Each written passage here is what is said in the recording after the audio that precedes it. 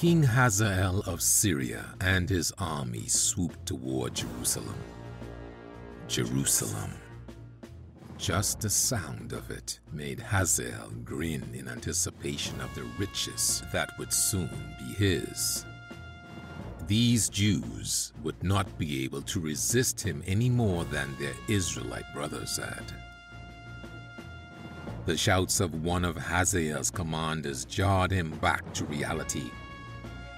"Men on horses are approaching!" Hazael's thoughts raced. Perhaps these Jews had more courage than he had given them credit for. Maybe he had made a mistake to so boldly march into Judah. The God of Judah was a strange God that had caused many strange things to happen in the past.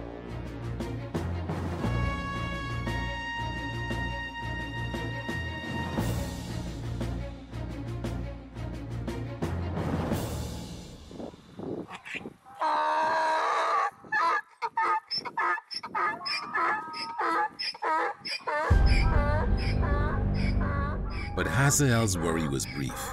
Instead of an army coming out to attack, it turned out to be a long line of donkeys and camels. Hazael was informed that this enormous convoy contained gifts from King Jehoash of Judah.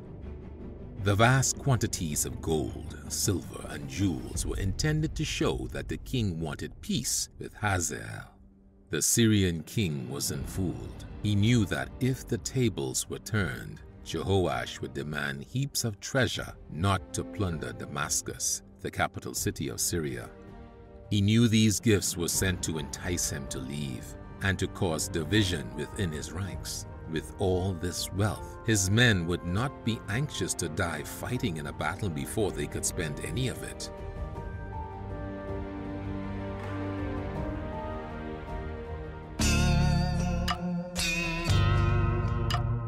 Hazael decided to err on the side of caution and return to Syria. "That way, we are guaranteed to keep our gifts, and we won't risk losing any men," he told his first-in-command. "We can always come back another time when Judah isn't expecting it." When Jehoash heard the news of Hazael's retreat, he felt great relief. The kingdom was spared. However, the state finances were in terrible shape now that he had given all his money to Hazael.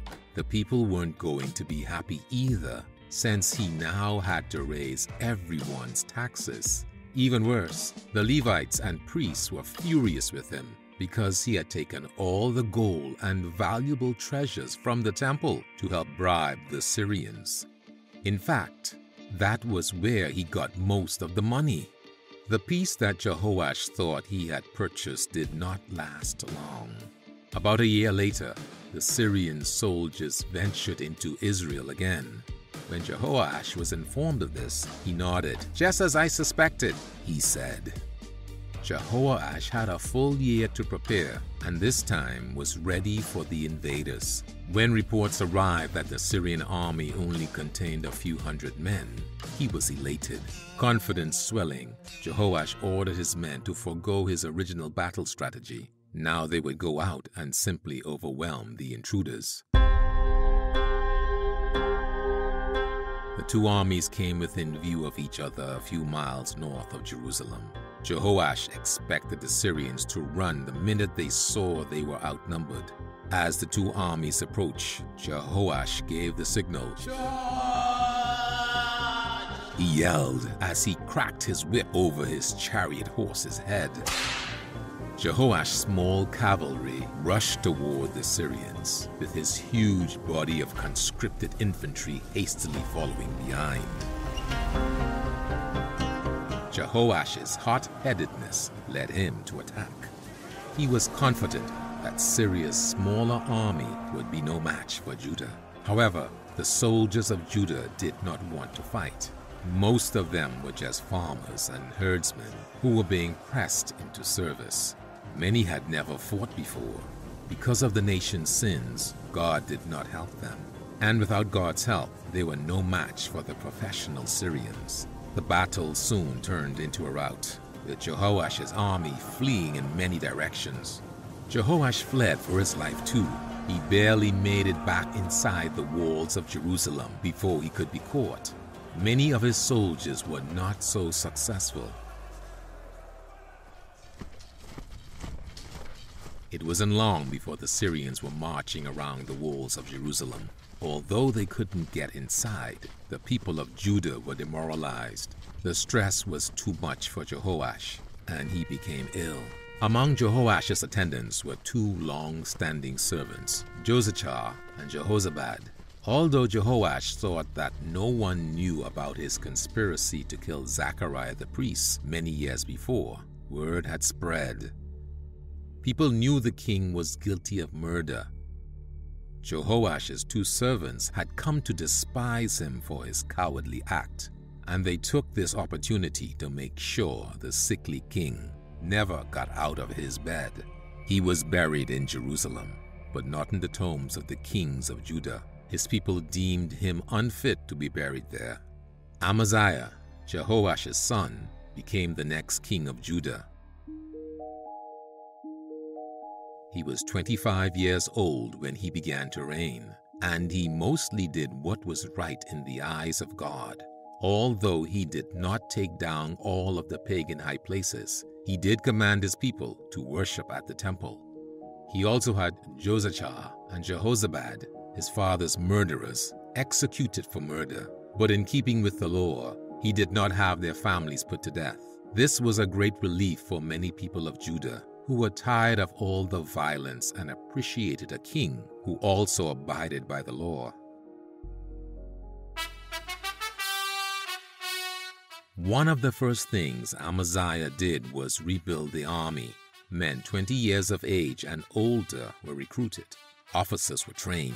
Soldiers were put through intensive exercises. Arms and equipment were gathered, enough to form a 300,000-man army.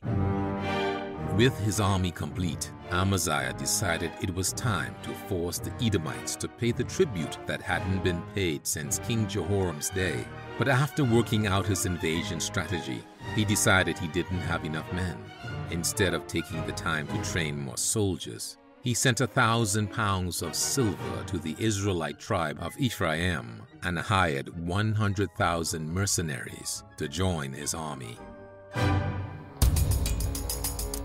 Just as excited Amaziah was set to begin the invasion of Edom, a man of God showed up at his palace. "God has sent me to warn you about the Ephraimite men you paid to join your army," the prophet said. "Do not take the Ephraimites with you because God's favor is not with Israel right now. If you use them, God will not be with you.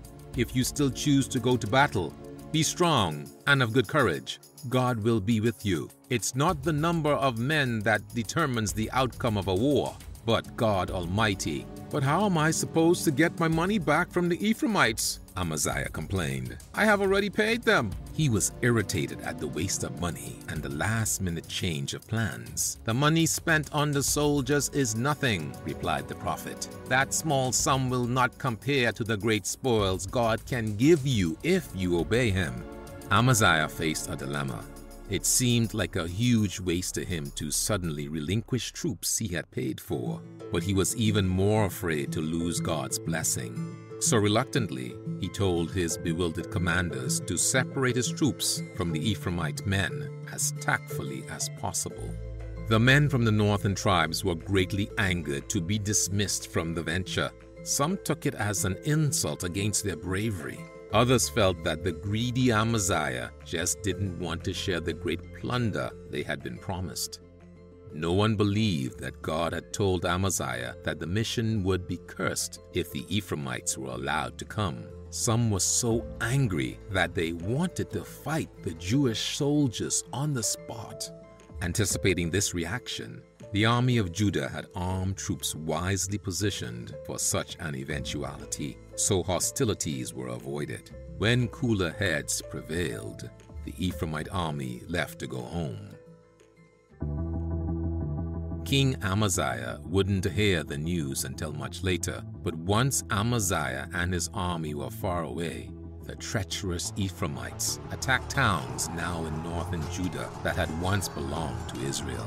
3,000 from the tribe of Judah were killed, and much wealth was stolen as the Ephraimites headed home.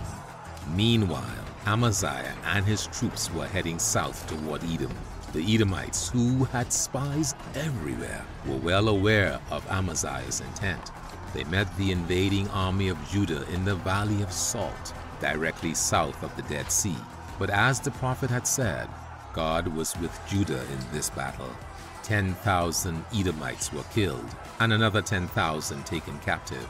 Next, Amaziah attacked the rock fortress city of Selah, the Edomite capital later known as Petra. After capturing the city, the 10,000 captives were thrown off one of Selah's many high cliffs into a gorge.